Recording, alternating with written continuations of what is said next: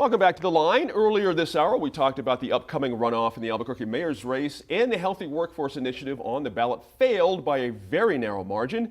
That proposal would have required that all employees in the city, except state workers, are allowed to accrue sick leave. Merritt, any clues we should take out of this? It was a close loss, but it was a loss nonetheless. And for a lot of folks here, they was kind of surprising that this thing lost, given sort of the makeup of Albuquerque and the Democrat voter base. There's a big Bernie push here and all that kind of thing.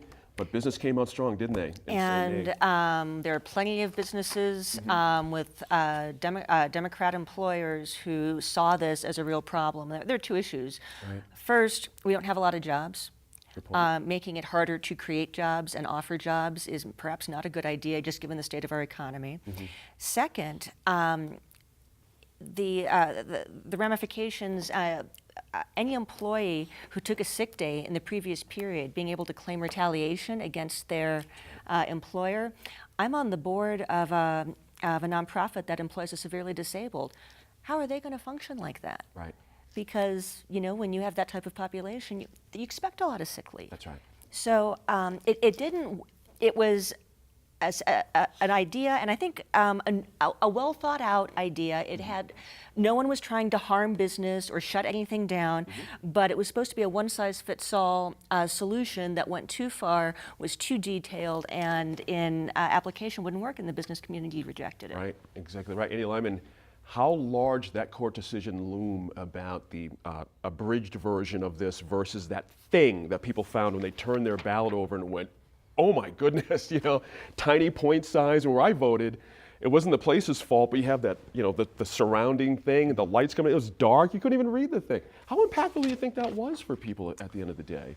Oh, I think probably that has something to do with it. I don't know that necessarily the actual physically reading it dissuaded anybody from voting for it. I think one of the things on the layout I noticed was that the bubble was at the very bottom, so it almost read like it was just kind of like legal stuff at the back, right, or instructions or something.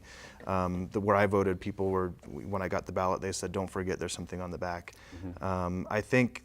I do think that there was a lot of coverage on it, and I think a lot of people knew it was going to be there. I think my opinion is a lot of people walked in and realized they were going to either vote for it or not. Right. And, I don't know that it was necessarily the wording. Of course, that was the push, was to get the whole thing on there. So. Exactly right. I think it's worth noting that if the votes counted had just been Election Day votes, it would have won. Right. Where it lost was in early and absentee voting. And those are people who make their decision in advance. They have a lot of time to read over the ballot if they want to do that. That's a very different dynamic, actually. So what it seems to me is that the anti-group did a really good job of getting their gang to vote early, make sure that there wasn't going to be any issues on Election Day, and that's really where they won it, was in that early game. Interesting though, Dan. You consider the Chamber, NIOP, the Restaurant Association here. Those are some high-powered opposition. And it came on sort of late, in my view, and I'm curious of your take on it. How did this whole thing sort of swing at the end of the day, opinion-wise? Because it seemed like it had a lot of support going into it. So, I think the default assumption was that it was in position to pass. This is a campaign that had been going on for about a year and a half. The polling showed that it was popular. The opponents just ran a really effective campaign and were able to win opposition to the ordinance.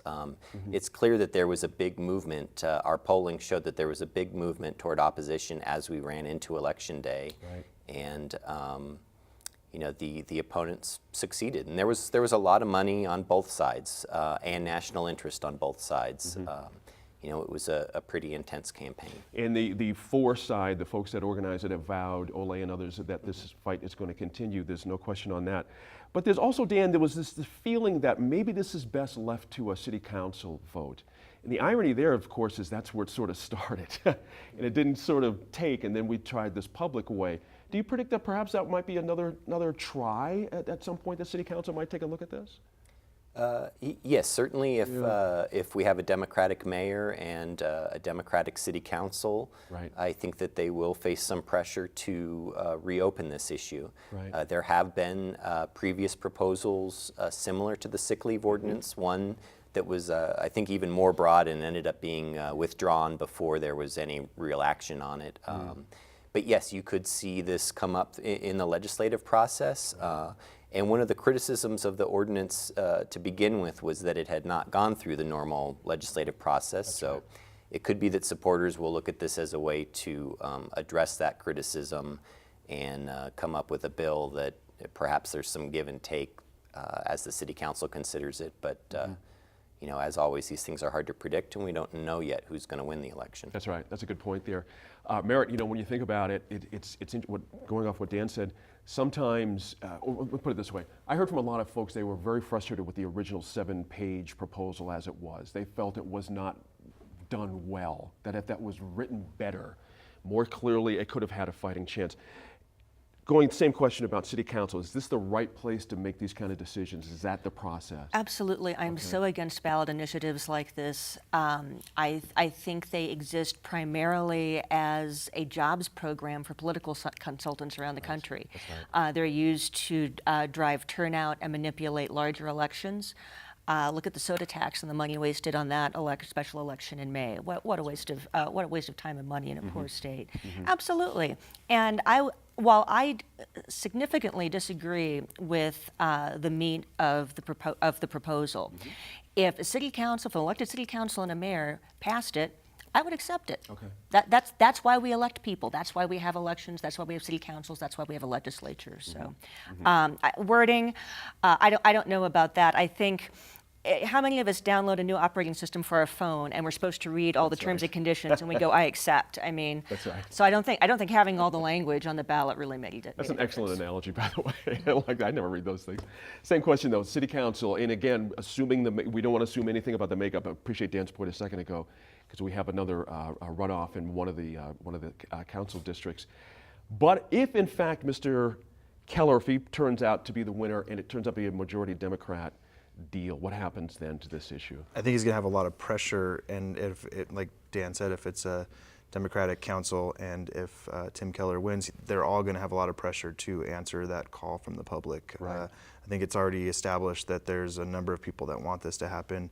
I would expect them to probably at this point reach out to the business community and say, let's get your input, even if it's just public input at a meeting. But I would say that they're probably going to look at this again and try to find middle ground there that the business industry agrees with. I agree with that too. In fact, Sophie, when you think about it, now that I'm reminded by Andy, most of the pushback I heard from the folks who had problems with the language were business owners. Actually, now that I think about it, Sure, and there they was said a we could consider this if you clean this up. Right, you know? and there was a Right. certain amount of like, I like this idea, but not this particular bill, not this particular. Now it's hard to say because you know people say things like that in political interviews all the time. right. That's Oh, right. I like this idea because you know it doesn't But in the suit me to legislative say I process, don't. you can but I go want back and something forth. different. That's right. I mean, you can modify a bill in discussion in the legislative process. Right. In this process, it just gets slapped out to voters. That's Right, exactly right. Did we all have enough time to chew on this thing? That was the other part about the 7, you know, a lot of people are not going to read the bit like you mentioned. They're just not going to do it. So how does one sum up Well, but if this is is good or this is this how is bad? It's politics hard. works, right? A particular party or a particular group, That's right. friends that you affiliate, you know, whatever it is, say I like this, and you outsource your decision making to that group. That's how politics work with political parties. That's a good point there.